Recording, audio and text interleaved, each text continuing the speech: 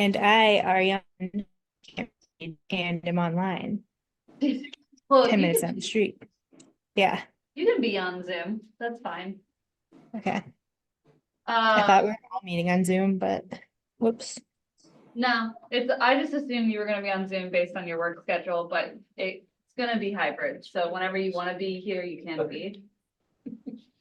Okay. I didn't pick up on it either, so. But, so this is our first official meeting, so I just wanted to quickly do an introduction of people who, have committed to being a committee member here and just a little bit about our goals. And then get right into it because I want to be as efficient as possible and there's a Bruins game tonight. Yes, Penguins. So,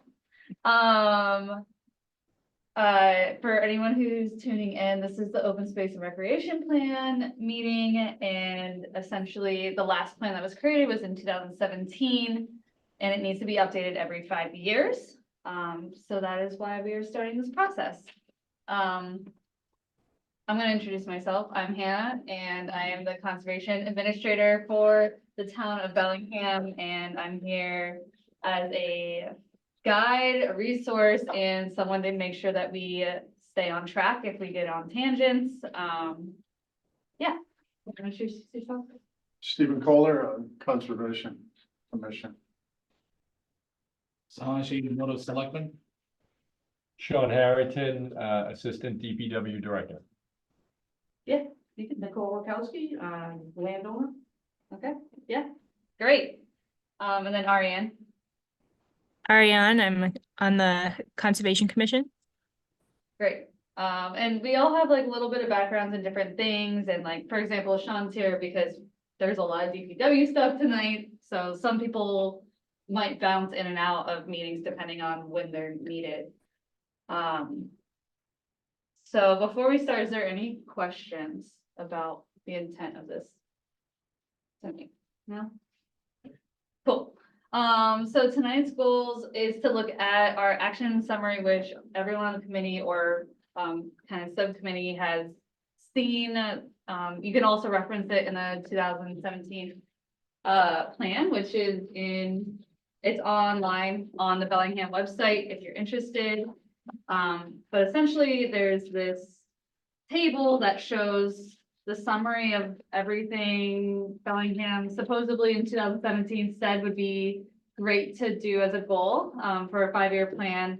And tonight I just wanted to have representatives from planning board, DPW, conservation, and select board to kind of just open discuss, have any of these things been done? If they haven't, why not? If they have been, what, how much of it's been done? Is this necessary anymore? I think that kind of hits all the main questions. You want me to share it on my screen? Yeah, if you'd like to. Okay.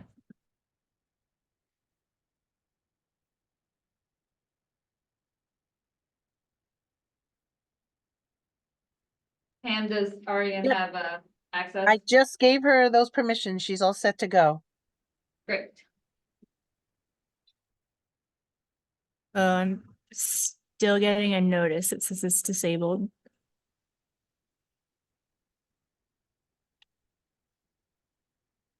Try now.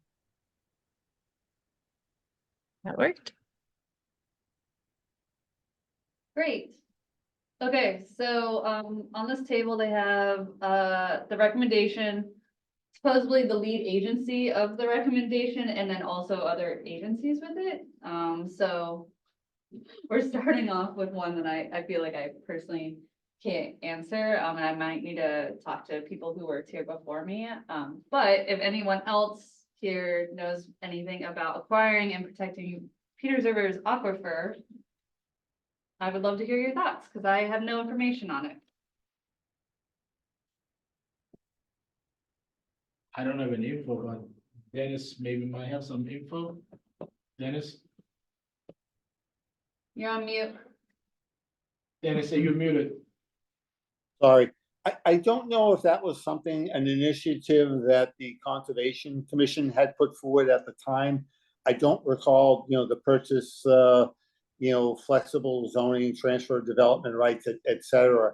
I don't know, what that was all about, to be honest with you, whether or not that was something the Conservation Commission was looking into.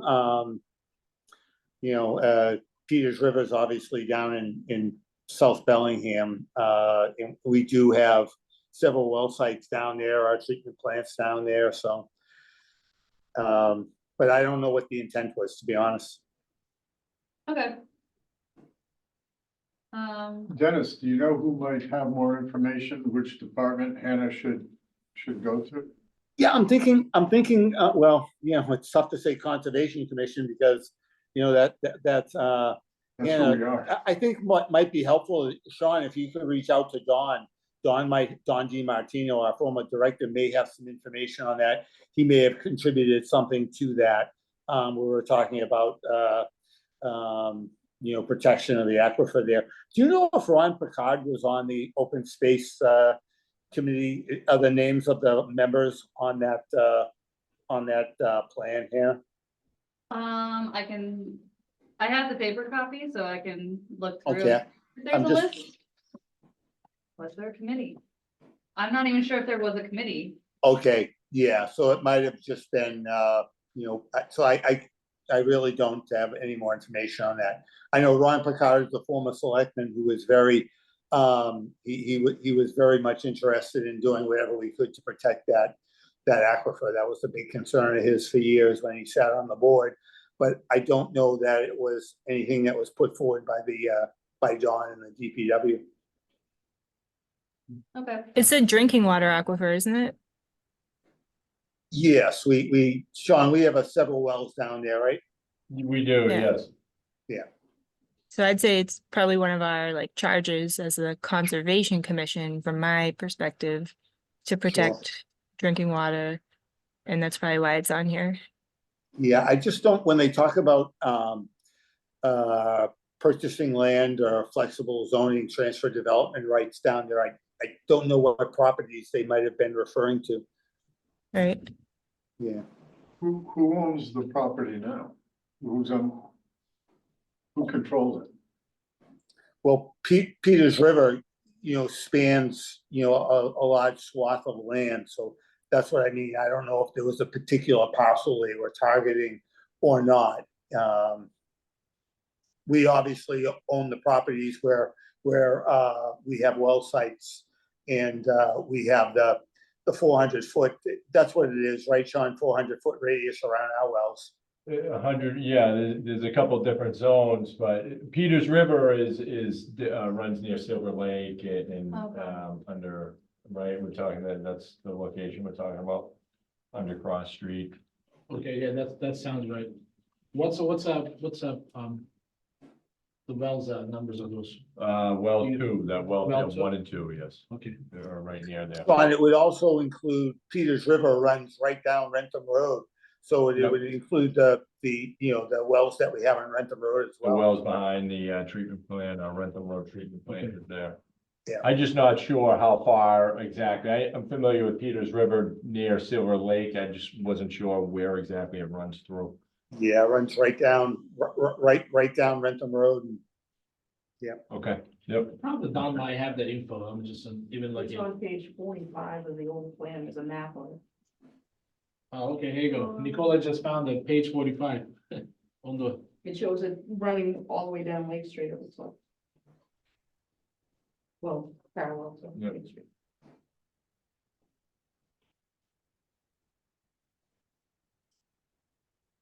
Right here, you go, yeah. Oh, nice. Yeah, you're right at the Silver Lake. Silver Lake to Rentham Road. It's pretty Right, much, which is our Yeah. treatment plant is on Rentham Road. Yep. So I'm just looking at Mass Mapper. And there are a couple conservation properties that do line it, or they're labeled green like they are, so I don't know if that happened in the past 5 years or if it's been there for a while. So in Central? Been there for a while. Oh, okay. Okay, So Lake, yeah, Lake Street, yeah, right along the Lake Street, looks like it. Yeah, it starts from yeah, it's pretty much like it cuts through the cross street from the Silver Lake and all the way through the Rentham Road. okay. So in terms of like acquiring in the past 5 years, as of right now, we're thinking that potentially nothing has been done with this. That's correct. One of the things that they refer to possible funding is the CPA, the Community Preservation Act. But Right. the town has never taken action on that. It does require, it's not a complicated process, but financially it has an impact in that essentially what you're doing is you're leveling a tax as little as I think 1% or as much as 2.5% on property owners, and those funds are earmarked for land purchase, and whatever percentage that you raise, the registry through recording fees will give back to the community to match what the town has raised through the CPA. There's probably about 180 towns out of 351 that have adopted it. Bellingham never did. Medway's done a lot of great things, purchasing open space. Franklin's done the same thing. So that's what that CPA refers to. And it's something we can get more information to the committee on so you can see it. I know some select board members have asked about it and why we haven't done it, because every year we get a report from the state telling us what we could have gotten had we adopted the CPA. But again, the CPA does have a tax burden associated with it. But the funds that are raised and matched by the registry can only be used for the purchase of open space and for development of recreational facilities. What about the drinking water state revolving fund? Could that play into any of this acquisition? Not acquisition. Those funds primarily are used for low interest loans for people to remediate septic system problems or to do wells and things like that. By wells, I mean municipal wells. So it's more of a low interest loan type thing for the most part, that program. Dennis, Yep. what would be the purpose of acquiring this? What would that provide us that we don't already have? What properties you mean would we look to acquire? Under that first subject, and it repeats itself in a few more, it says acquire Peters Yeah. River. What does acquiring it provide us that we don't already have as a town? What's the end goal here? It's a great question, and I guess the problem is the last time this open space plan was done, a consultant was hired, and I don't know how much input, to be honest with you, other than a quick sit down with various boards. That's why I think it's great that Hannah has put this group together to take a look at it with, people discussing it and going over with it. Because to be honest with you, I really don't know what they're referring to there as far as acquisition and what properties they're referring to. We own a large swath of land on Pulaski Boulevard, which protects part of the Peters River. We own Silver Lake, of course, and we own a tremendous amount of, not a tremendous, but a good amount of property on Rentham Road, where our well field is on both sides of Rentham Road, near the Rentham Manor. If you can picture where Rentham Manor is, the elderly housing development, just after you pass Rentham Manor on your right, we own property on both sides of the road there, which is where our well field is and where our treatment plant is. So specifically what they're referring to or what they were referring to, I don't know. I think this is a Clean Water Act thing. So I work in Rhode Island, and I'll use Providence Water as an example. They have Scituate Reservoir. They had to acquire all the land around it because otherwise anything could go there that's permitted to. or zoned appropriately too. So like, they don't want like an industrial mill, like up gradient of their water supply. So that's why they would acquire the land and turn it into open space. Where it's a little confusing is this like flexible zoning. I don't really think that's like detailed enough to explain that in this table. But that's like my first thought when I looked at this. Yeah, and of course, we do have what's required as far as, you know, that when we develop a well, we have to take a, you know, a certain amount of property around that well site to, you know, for protection. So I don't know if someone envisioned additional property in those in that vicinity or not, so. Yeah, This so must be a- maybe that's like about- a mistake in terms of the open space plan, you know, like it doesn't really fit in here. Yeah, and we can follow up with Don DiMartino and find out, you know, Don, what was there a property that you were concerned with that we needed to acquire down there? And if so, you know, what is it and why? And maybe Don could zoom into a meeting if in fact he has something else to add to that.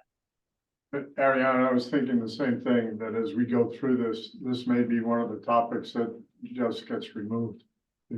Unless we define, Why it'd be important for us in the next If- 5 years. If you have the buffer zones that are around the wells, and it's properly done, so maybe addition to that, you know, it's maybe try to acquire more right in open space, you know, to protect the, you know, it's a fresh water source. That might be too, but I'm assuming probably Don should have the answer. Yeah, well, Yeah, I'll ask him if there was any particular property Yeah. if they were concerned about. And if it was strictly to protect the water supply. Okay, cool. Side note, are you Chad? I am, Nice sorry, to meet sorry you. for being late. Chad, I am Stephen Kohler, Conservation Commission. Hannah. Someone Shane, Board of Selectmen. Sean Harrington, DPW. Nice. Nice to meet you. That's Nicole, I'm Nicole. I'm just like you. All right, Okay, and then right before we move on, just, Mike O'Haron is on, so if there's anything that hasn't been said yet, Mike, that you feel like you would wanna say? Or?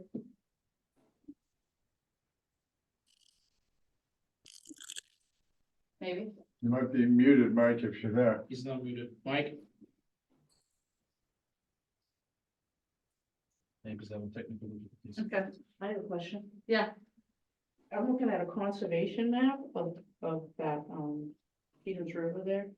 And it looks like there's all wetlands surrounding it. yeah. Would that fall under conservation land now, or the Wetlands Protection Act, so you wouldn't have to acquire it anymore? It's kind of. So it is under the Wetlands Protection Act, but anyone can own wetlands. It's just that they have to follow the Wetlands Protection Act if they do. Okay. Yeah, Okay, yep. thank you. Okay, I just wanted to add, that with Mike here, you know, we might have a conservation commission quorum or majority. it has to be 4. We're good. Okay. Gotcha. I'll allow it. The next one, protecting and acquiring priority habitat areas. If anyone on Concom wants to speak on that.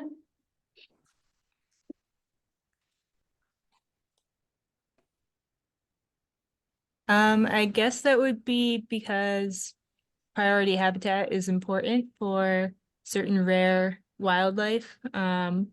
So if we had it as open space or protected open space, not used for recreational purposes, it would obviously not be able to be used for anything else. Have we So- purposely done anything with that? That was the question, like in the past 5 years. Well, this relates more to number 4, I think, but we have actively like promoted certifying vernal pools, which do have certain rare species in them, but they're not a priority habitat. This may fall into the same kind of category as the first one. At what category? Well, it was a a great idea at the time, but perhaps we're not sure why it's still on the list. Just we don't have the details. Well, I wish Mike's microphone worked. Oh, I still think it's very important. Personally. But if it hasn't been prioritized, the next question would be like, how could we prioritize it if we still think it's important? But the goal is to focus on if anything has been done at all. Can you hear me now? Yes, Oh, thanks. Sorry, the wrong microphone select. Yeah, I think that the first two were both, or especially the second one, were both the intent, if I remember right, the last time we did this, were to keep options open. Occasionally, we've had the opportunity, it's been rare that I remember the Matthews bringing to the Concom's attention a piece of property that looked really good if we could get it somehow, whether it was a donation, a restriction of some sort of property, or a outright purchase. The purchase options were very slim. I don't think I remember half a dozen times in 10 years of that happening, but I think the intent was, by having that in there, you're identifying the fact that if an opportunity in whatever format it came in comes up and it is identified, a piece of property is identified as priority habitat, it's a good connection point between two wetlands that, be a good bridge for wildlife and also potentially open space activities, that we wanted to have that recognized, that we would want to keep an eye out for that and acquire it. We have not, to my knowledge, in the last 10 years, actively pursued almost any property. There was some up near, what's the town, the pond at the far end, north end of town by Hickson Street. Box, Box Pond. Yeah. Box Pond. No, is it Box? Or Beaver, Hickson? or I thought it was Beaver Beaver Pond, Pond. yeah. Is there, thanks, Beaver. yeah, I think it's Beaver Pond. Anyway, there was a piece of property up there that we had tried to get either through a combination of purchase, it was undeveloped and it was a good connection point, or getting the current landowner at that time to donate it. I don't think it ever resolved itself. I think the property is still undeveloped because it was landlocked, but that was another reason we were trying to get it, because the developer couldn't get into it easily. So that kind of opportunity is, I think, why this number 2 item is there for future reference. Not that it's actively being done, but that when it should be. I see. Thanks. Okay. Michael, that adds some clarity. Thank you. A little bit of flesh. Okay. I think that hits all that, so we can just move on to the next one. Adopt policies and regulatory measures to adequately treat stormwater and encourage recharge to the maximum extent feasible. That's a long one. Sean, I think we did update our regulations with the planning board within the last 5 years. I'm pretty sure there was some work done on that. Yep. Maybe you could look into that and get back to the group, but I'm pretty sure we did some work on that, Hannah, over the last, probably like 3 years ago, and was presented to town meeting and adopted. Thanks, Dennis. Yeah, essentially updating our stormwater regs. Yep. I mean, Why is DPW the lead agency? Because Well, I mean, Concom needs stormwater, or has pretty robust stormwater regs too. yeah, maybe they were very much involved in it, but I know the planning board, obviously, has a play in that also, but you might want to check. I'm sure conservation was involved to some extent. You don't recall that? I know that DPW updated theirs and they're like pretty consistent, I think even more stringent in some cases with the current regs. Okay. Yeah. I'm guessing DPW is a heavy involvement. We maintain them, BMPs around town, detention basins, retention basins, those sort of things. So I'm just guessing, I don't know for sure. I'm guessing that's why we would have been point on that, or the primary agency. Well, the encouragement of recharge would be under a development issue at planning board. I do have notes from planning board, but she did not touch on that topic. But she did say that she felt like she is an Amy, that she's gonna encourage one of her members to join our board because there's so much planning on here. So stay tuned on planning board. Yeah. Yeah. But I would definitely make a note, Hannah, to check and see when those were revised, because I'm pretty sure it was within the last 5 years. Okay, And Dennis, hasn't it been in the last couple of years that we have the distinguished feature of being one of the 2 towns in Massachusetts to get the phosphorus loading requirements implemented as a test case? It's been shared. The burden's been shared now. That was 10 years ago, that all Was it started. 10? Okay, Yeah, where Bellingham, Milford and Franklin were kind of a test community, but that, Mike, that's been, everybody's dealing with it now. yeah, well, I think that at the time this was done, we were also talking about DPW dealing with it, but also as development projects come online, that was now a regulation or going to be a regulation. Everybody had to treat stormwater more rigorously, and especially new developments, and prove that they were dealing with it. Yep, you're right. It's much more rigorous now than it's ever been before. And yep, absolutely. And we have the recharge requirement for new developments going in for like rooftop runoff, going into directly into the aquifer whenever possible, unless they prove that they can't do it for some reason. But we've caught we've made sure that developers have made a point of doing that when sometimes they might or might not have. In recent projects around town, large scale developments, especially with a lot of single family homes or something going in with roof leaders and going into the groundwater rather than just running across the surface. Right. Michael, on that the recharge, do you think our current bylaws are adequate, or is that something we should, as this group, take a look at? I think it's partly an engineering thing too. Having them do it is Concom lead, I think, but exactly how much they can do to the maximum extent feasible. I'm not. I think we qualified to answer should. that. Sorry, I didn't mean to interrupt, but I think we should, because Mass DEP just published draft updates to their stormwater regulations, and they're gonna be making some big changes. yeah, We should look into it. that was gonna be my question is, even though we updated, do we feel like it is good enough or something that we need to continue to update? So, yeah. I think it should be more, instead of like adopt policies, it should be more like of a continuous definition of like ensure that policies are compliant with applicable state and federal regulations.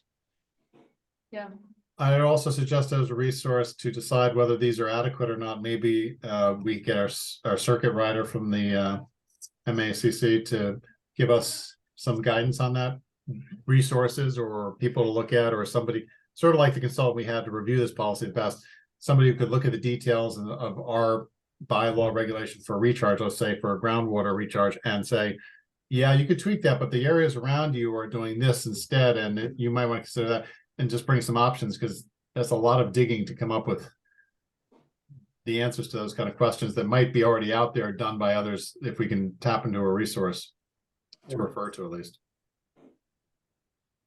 okay. Any other things that need to be said for this topic? That could be a huge task on its very Yeah. own. Okay, the next one we've already like gently touched on, but I'll add, for protect vernal pools. I know that Anne, who was the person before me, she was labeling on maps, where some vernal pools were.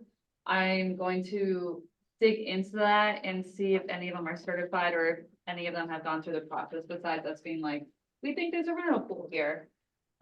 So So we're trying to identify these across all properties, regardless who owns them, or only open space. I don't know, cause like, by protect vernal pools, do they mean like look for properties that have vernal pools and then acquire them? Do they That's a mean, good question. yeah, you know, so I can look into the. So it literally says vernal pools provide important habitat for many species. Therefore, certified and potential vernal pools need to be protected. So it needs to be certified. Yeah. So So that's all it's. if we were to extend that view onto private property, what controls or authority would we have as a town over vernal Well, I think- pools? In terms of the open space plan, it would be something like acquiring property that has, certified or potential vernal pools. 'Cause it's really all we can do with, Yeah. make it open space. They would have to voluntarily want to certify it on their property, from what I believe. Is Yeah. there, is there a property owner's tax advantage if they take a land that they're currently paying taxes on and transition it to certified vernal pool and shift it over to open space? Dennis, can you answer that? Yeah, I'm not aware of any type of, benefit of that type, at all.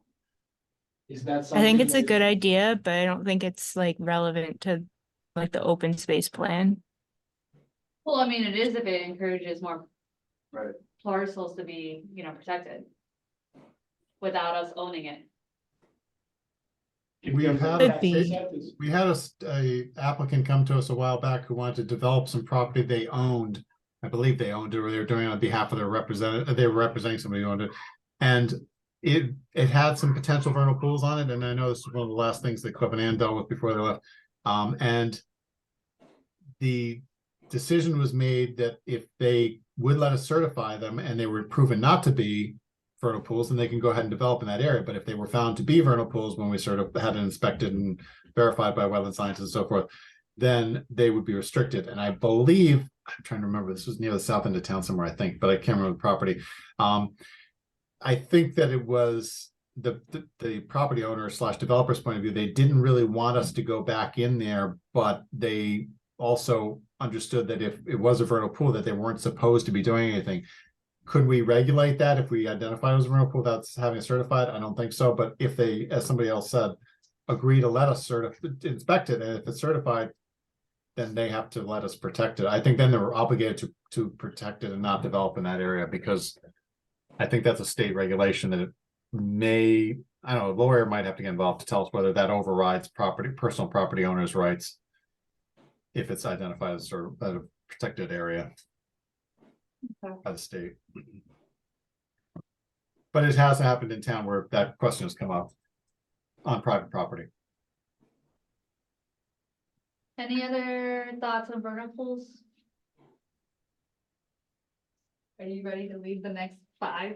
oh my, It's a lot of the selectmen. okay, All right. and I'm gonna rely on Dennis on these, definitely. Yeah, well. Thank God you're on the phone, Dennis.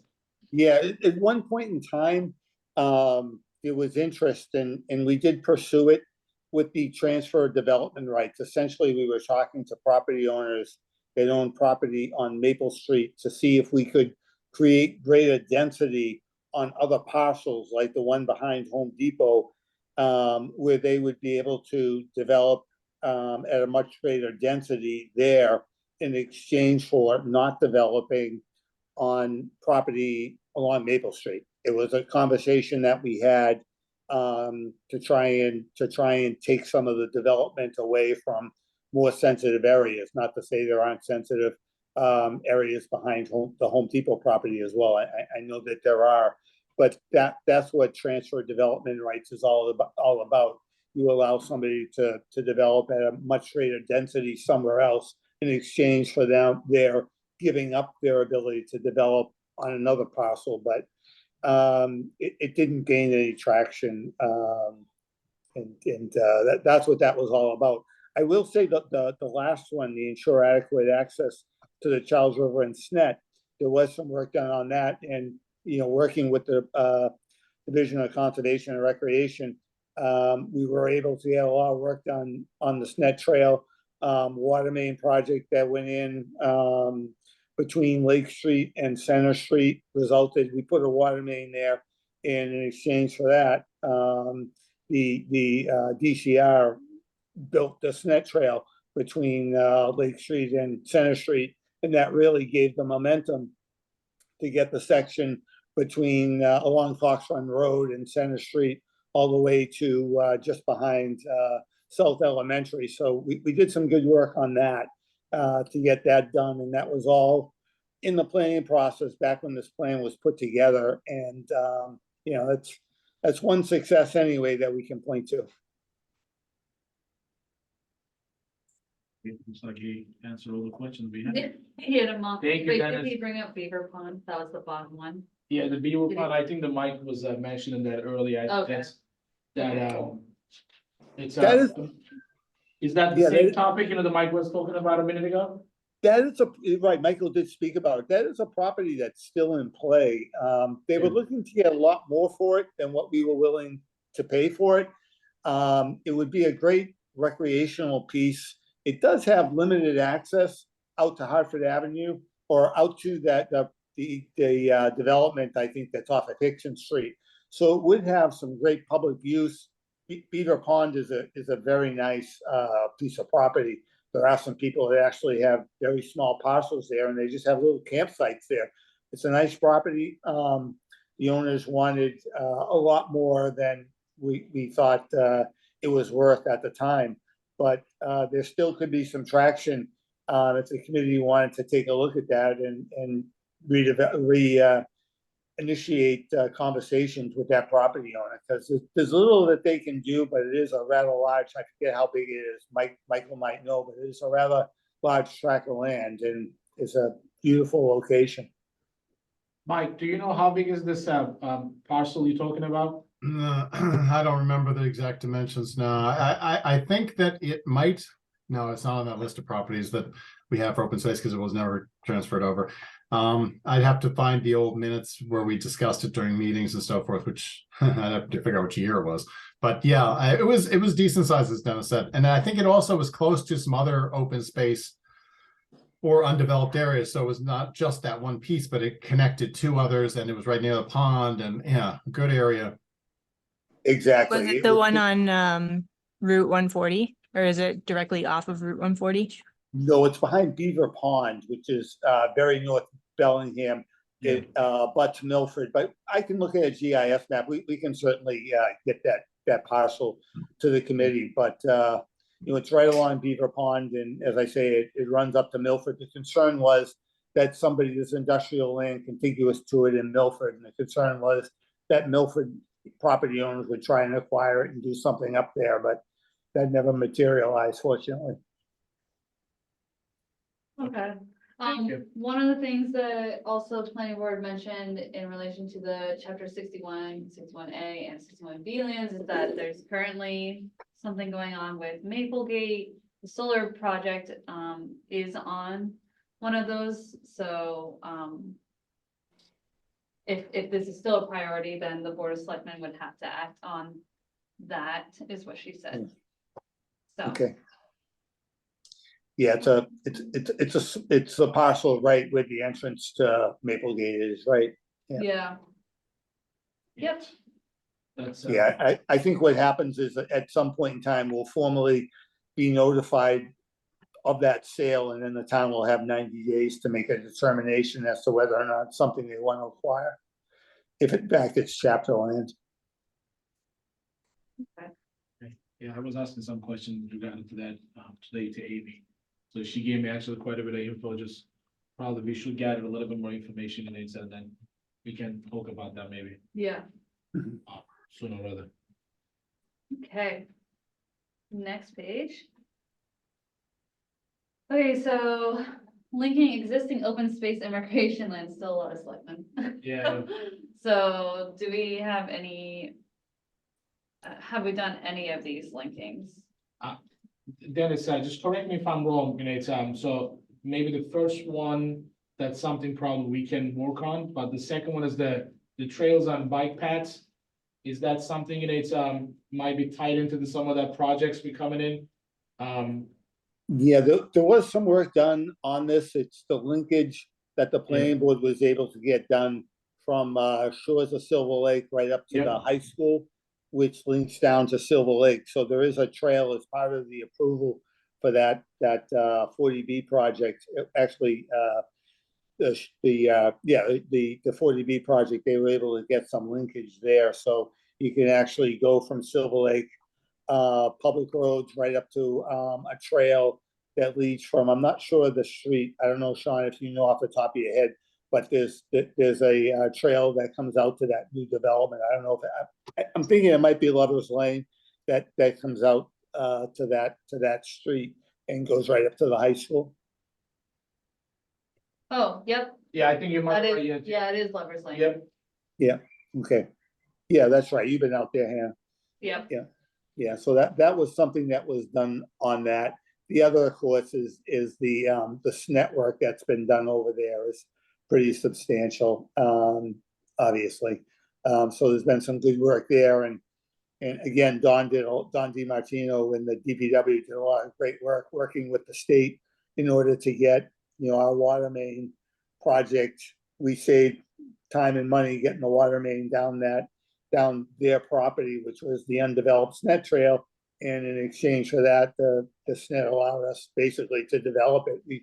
Rather than dig up the streets to put the water main in, we were able to put it in along their property, and that's how that SNET trail got developed. So that's where that came from. That's what that was all about. Was almost the whole four, or, Yeah, yes, yeah. okay.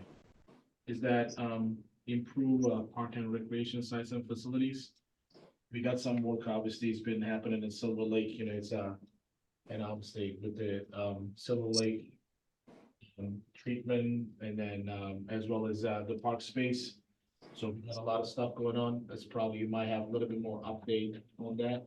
And I know we got a lot of stuff going on at the Silver Lake Park, Okay. and, for the families, the new equipment we were getting. Yeah, so there's new swings up there. We did some slide repairs or replacements and had one. I believe both were replaced. Well, one was done right around when I started. For this spring, we have all new playground mulch already on order. We were in dire need of a lot of that up there, so that's going in. Landing mats, general cleanups. We're gonna look into some kind of a little bit of beautification around the playground, some new landscape. That will need though some quotes, just to kind of get an idea of what we're looking to do. If we'll most likely look to do some landscaping that's an improvement, but also simple and maybe able to do in-house versus having landscapers in a costly project. So to start though, we already have the mulch on order, the landing mats on order, so we'll have that in time to open up the playground in the park. And also in addition to that, then it's, I think it's, that other one is, it's on the north side of the town. It's probably get some kind of, work on that. Yes, I know Sahan, are you referring to the playground at Stallbrook School? yes, Yeah, there's been private fundraising going on. I know their goal is $300,000, but Sahan and I were talking along with Michael Connor about bringing that before the board to help them bridge that gap and get that project underway. So it's a major playground, and the focus, or a big part of it, is accessibility. There's a large population, or the largest population of special needs children with various disabilities. I think is at the Stallbrook School. They have the facilities to accommodate them there. And what we wanted to do, or what this group wanted to do, was develop a playground up there that would accommodate, those children. And they've done some great work. I think they've raised upwards of $100,000. And we were talking about bridging that gap with some ARPA funds that we have, and also with the possibility of some free cash utilizing in the spring to make that project a reality. that will be, that's a great project. Dennis has been working on that for a while with a lot of people in town, and I think, the Dennis has a plan, so we can probably get the hit on the ground and then just get that going. Where is that on the Stallbrook property? Is it to the right of the building where the existing playground, or is it to the left where the fields are? What's, Yeah, I don't know. Yeah, there's a group that's been working with the superintendent and the facilities, people within the school department to cite where it would go. I'm not sure where it is. I mean, I played, a small role up to this point. I appreciate Sahan, patting me on the back there. But they've done a tremendous amount of work. It's a volunteer group that has done a lot of work, and Sahan and I, and as I say, Michael, have been talking about bringing it to the select board to bridge that gap, to get the financing necessary to make it happen. But I can't tell you exactly the location up there where it's gonna go. but mean, if playground equipment is incredibly expensive Yeah, today. Yeah.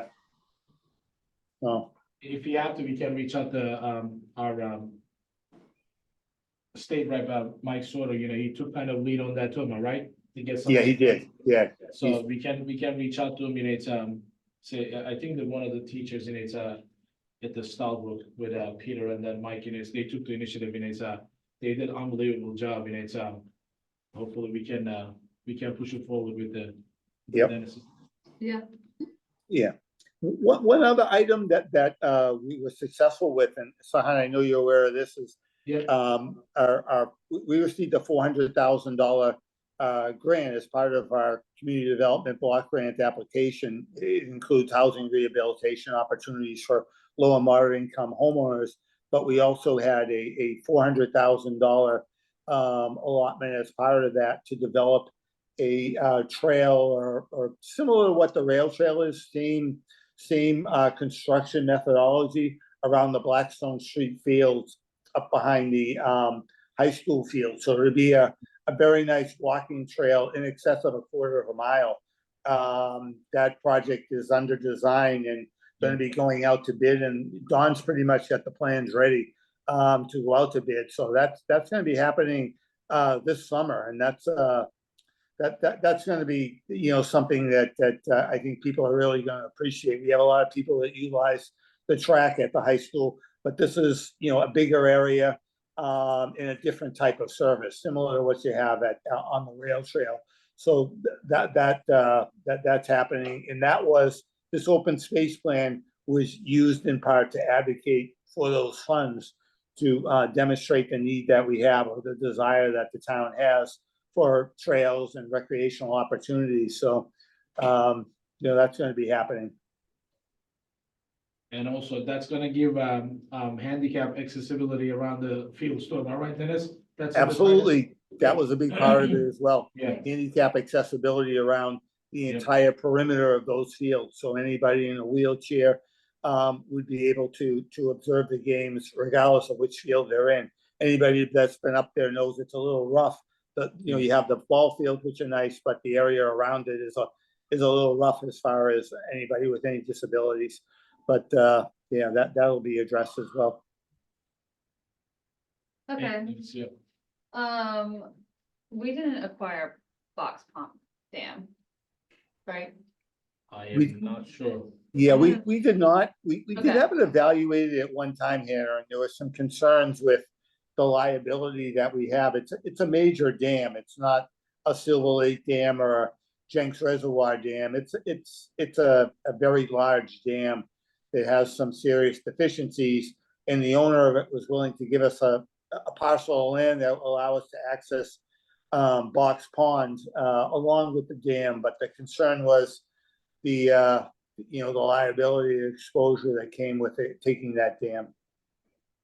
Okay, It is a beautiful piece of property. It's just, the dam is substantial. It supported that property that had a active mill site on it at one time. gotcha. Okay. Yeah, I think like just looking at these, my concerns is that we don't have a Parks Commission. Is it just one person? Is it you that is representing that right now? I highlighted those because I was working, since I've been here, but was working Working. with the Parks Commission, a little bit. But I don't have maintaining facilities at Silver Lake. We've been doing that. Yeah. I don't have any information on renovating the High Street fields. Yeah, So I don't have any info on that. So I Yeah. do have those kind of noted, but some of them I haven't been involved with. it just makes me wonder if we should have one of our goals be strengthening Park Commission. That was actually Yeah. a huge topic and debate right before the town meeting. And, Okay. so it's, correct me if I'm wrong, Dennis, so the Parks Commission, I think over the years, and so the gentleman who signs the permits and then look at the insurances, anything that's happened around the related to Parks Department. And then DPW over the years, they've been maintaining all the parks around town. And I think, it's ran by at some point, some volunteers, am I right, Dennis? Yeah, the Parks Commission's been inactive for quite some time. Bill Roberts manages the scheduling, but of the facilities, but that's pretty much about it. You're right, Sahan, that's pretty much all that's done there. So, you know, we haven't had an active Parks and Recreation Commission really for about 15 or 20 years. What we do is we maintain the facilities. We cut the grass, we you know, take care of Silver Lake and the parks and those types of things. But I know in some towns they have a recreational facility that schedules programs. The YMCA does that at Silver Lake. So, you know, we don't have, you're right, we don't have a traditional Parks Commission. We have the work done under the DPW as far as the maintenance goes. And I will say also that as far as the facilities at Silver Lake, they've been upgraded. We did upgrade the facilities at High Street, all new fencing, the infields were all done over. So those two things were both taken care of, those two items anyway. Okay. I mean, that's something it is, if we can get volunteers to help Mr. Roberts as well as maybe, you know, under the DPWs, because they are the one that maintaining it. And I had this conversation. It's so hard to find the volunteers, but we can start and at least take initiative. If any of our citizens, if they care about the town, which most of them they do, if we can put some volunteers together, you know, to help out, get some ideas together, and then while we go through with this open space meetings, and I think it will be a huge addition to our town, and at least, you know, that we can look into it. Yeah. Yeah, I would say honestly, one of my primary reasons for wanting to join this is not, you guys have so much knowledge on a whole bunch of acronyms, I don't even know what they are, Yeah. but is Parks and Rec, because I think I went to a Parks Commission meeting probably 6 years ago, and there were 3 people. Bill Roberts was there, was downstairs here. Yeah. And just to see what was going on, and it really wasn't much going on, to be honest with Yeah. you, so, and I feel like the DPW, they dump it on them like, oh, you guys need to maintain it, so, and there's no. Baseball does their thing down the south end of town. I was on the softball board for a couple of years, and Dennis was great about trying to help out with, Yeah. you know, getting that facility's not great, like it's fine, and they've done a lot of work on it recently, but it seems like there was a lot of like sweat equity on things that in another town is done by the Park and Rec crew that does all the fields, whereas here it's kind of like, oh, you have a few guys that might do it. So that's always been my concern. I'm actually on the fields committee for the school department as well. So that's where this kind of, Yeah. my expertise would probably be that and not vernal pools. Right, and the other things that we're- That's why we have diversity here. Yes, yeah. Yeah. Dennis, Yeah, is there any history as to why it's not a staffed and budgeted line item? it is.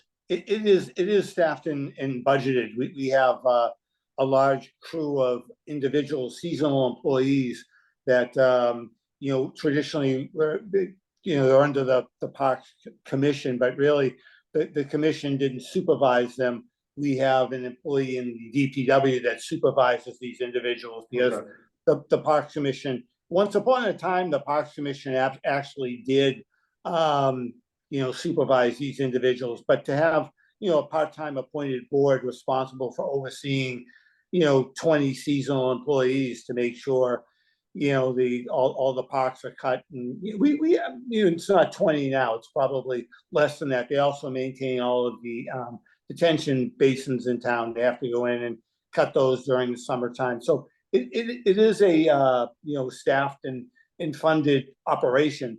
It's just you know, the Bellingham Youth Baseball does a phenomenal job doing their facilities. You know, the softball program does the best they can with the group they have. Whoever does the infields does a phenomenal job. And, you know, we've tried to support them with fencing and helping out with the lighting and different things, you know, different improvements that we've made up there. But, you know, there is, Sean actually oversees the seasonal help that we have. And it's really maintenance, you know, we call it Parks and Rec, but really it's the maintenance of those facilities that those employees are responsible for. So I feel like then the big question kind of goes back to DEP, or not DEP, DPW. is, does this system work well for you guys now? If not, maybe this is an opportunity to improve that system. Right. Yeah, we can definitely look at it and see about, improvements we can make, maybe, some more seasonal help or some full-time. I'm not sure what exactly the answer is, but definitely, I think, I just had my first season under my belt. So I'll know more as we go on, but certainly open to, suggestions and ideas. I mean, we can leave this open, and then, as I said, we can try to maybe get more Yeah. ideas in. And, just, we can collectively, come up with some kind of ideas, at least, not at the moment, but for the future. It's obviously, if we try to work on the open space around town, and I think, like you said, it will be a great time. We can look into it, wouldn't be a bad idea. Yeah. Okay, I'm looking at the time and looking what we've completed, which is a lot so far. Yeah. This was a very long list. Yeah. Actually, I'll just speak on, for Conservation Commission on this, increasing public awareness. I don't think this happened at all, because one of my questions on the survey, people answered saying, we don't know where our parks are. So that's staying on this to-do list, and I have ideas for that. And that kind of goes along with adding signage to improve visibility and awareness of sites. That kind of goes with education and awareness. So I think like this is a good stopping point. So page 93 of this. Can I make a, actually, Yeah. I'm gonna highlight one thing. Actually, Sean had a great idea, especially, it's that retention pond. And everybody talks about it in middle school. So Yeah. actually, Sean has a great idea, to get a little signage, explain about the why it's there, why it's happening. And then Sean has a great idea. Actually, he was getting the whole idea, and then make it really nice signage. And the people actually can get informed. Even you driving by, you can just get up your car, park the car, and go and read the whole thing, and then get this information out there. Yeah. Stuff like that. So Sean has a great idea. I think, he's kind of working on that. Am I right? You are, Yeah. yeah. So we're working. I've been in touch with Charles River Watershed Association, actually through that, through Robert Kearns. Yeah. Got connected with some people there. It'd be similar to, if you want an example, there's a sign out back here at this, stormwater BMP. But yeah, just an informative thing, and they're good because they're informative but simple at the same time. It's not a lot of big words or terminology people aren't gonna understand. The point is to keep people informed as to what these BMPs are, what they do. Why they matter. Exactly, what exactly they're doing. And same thing, I mean, signage is important, right? You can get into signs for open space areas as well. Yeah. I know sometimes through that, they'll have a specific open space sign that lets people know that this is an area they might not have known about before. And the sign will just tip them off as an area they can pull over and check out or check out another time.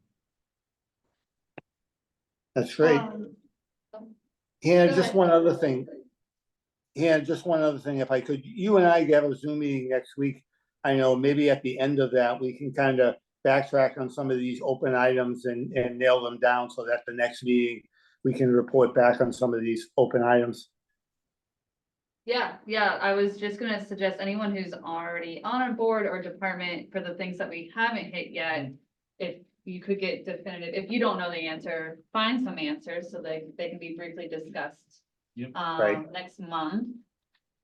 That was one of our goals for the next meeting, or I guess I called it homework. It's homework. Yep. For people who aren't necessarily on a board, if you haven't looked through the open space document yet, please do so you know what we're talking about, and any thoughts and edits, those will be really useful. I was thinking for next meeting, our goal would be to review the survey results. I have, just to give reference, the last survey was 191 results. We already have over 430. So. Well done. Nice job. Thank Yeah, you. that's awesome. It's great. And technically every age group, but like only one person that was 0 through 9, but still. So I wanted to kind of categorize that so we can discuss the results, because that would help us plan future action goals. Yeah. Any other things that? Was there a target number you guys were hoping to hit? Obviously, it's better than it was before. I didn't know what their efforts were the last time, but I was like, it was like 0.01% of the population here. And I was targeting 100% of town involvement. Set a record. Should aim low next time. You know what, I'm gonna say it's a great step, and then start from 190 to go up to 400. Oh, yeah. It's probably, Dennis can watch for that, you know, it's, the turnout is always, pretty low Yeah. when we're discussing something around town, but it seems like, you know, as people are more awareness, we bring it up. And I think, you know, the more, results we get and the more input we get. And, that's something, you know, that we can at least capitalize on. Yeah, I think signing out to the school, like having Pete do that, I know there were people that knew more about it just from that one thing, Yeah. because you had so many people that way. yeah. I went to anyone that I thought that Yeah. couldn't hand it out, so yeah. There is a lot on this list. to Yeah, it is. consider. Yeah, I'm getting, as we're working through this, I'm getting a little bit of the sense that some of these were just subject line items. yeah. A running list of ideas predominantly. Is that fair, Dennis, or? That's very fair. It was put together by a consultant. It was done hastily, you know, professionally, but I think it was put together with some good ideas and some good thoughts, but I think doing it this way with a group involved, I think it'll be much more productive, and it will really hopefully reflect some things that we really want to get done and that we can get done, and that people really understand what the intent is. Maybe as we get through this, we can prioritize some of these and like put the bulk of them into, okay, this is dreaming. This is down Yeah. the road. We wish this would happen, we hope. Take it will. these 30 items and make Yeah. it happen. I mean, it's a good starting point, you know, it's, we can streamline a little bit too. Yeah, definitely. Yeah, in one piece, we do have to just nail down to, as we're doing it, trails, bike paths, open space. Who's maintaining them? If it's Yeah. DPW, you know what I mean? If it is a parks, we Yeah. certainly need more staff if it was falling all under Parks Commission or Parks, however we're gonna put it, but that would be something we'd have to look at. With promoting the trails, we obviously want them maintained Mhm. so people can use them. So. Yeah, it's almost like they looked at this as like, this would be great, but didn't follow through with what that would be Right. to do it, so. Yep. Yep, All right, well done, Hannah. all Any right. particular time we're gonna choose, or we're gonna do via email for the next meeting? I mean. We don't have to I go don't think, tonight. well, I was just thinking that there's no meetings on the first Thursdays of the month, I believe, in terms of other boards and getting this room. Yeah, so I'm looking at a calendar here, it looks like a February 8th will be almost from a month from now on, Yeah, if we're gonna do that. yeah, I mean, we can at least put on the books, and then, you know. we'll yeah, pick up I'll that. do a follow-up email so we can, like, in case Understood. anyone's like, I can't. Just gonna write it down over here. No, it'd be the first, Was it- the first. Wait, that's already conflicting for you? Yeah, the zoning board meets the first Thursday of the month. And then the planning Oh, board, that's right. yeah, planning board meets the second and fourth. Nobody meets the third. I don't think anybody meets the third Thursday of the month, yeah. So that's 15, we can shoot it for 15, and then we can do more study. Yeah, or, yeah. There's so much, I'm like, we can meet in 2 weeks. And that would be the third. But I wanna respect your guys' time, and I know that this is like extra on top, so. I'll send up a follow-up, Okay. and, yeah, maybe the third weeks make more sense. And a little extra time on this one too, it gives us more time Yeah. to do homework Yeah, on a lot That's of these true. items. that's Yeah. true. Because I gotta do my homework too, and then I can bother Dennis when he comes back from vacation, you know. No, Oh, guy, I've been bothering you all day, Dennis, I'm sorry. No, you know, no. Not at It's, all. Not at all. I also just wanna thank Mike for hopping on and representing Concom's historic knowledge for us. what you can. Okay, that is it. Penguins are up 3-2. Okay. So we need to put a motion, the meeting to be adjourned. Oh, yes, I don't know, Aye. any meeting. Do we have to do that, Dennis, or just, Yeah, you should, yeah, absolutely. My second? yeah, Second. and all in favor, we say Aye. aye, All right. perfect. Ariane, Dennis. I. All right, good night, everyone. Thank you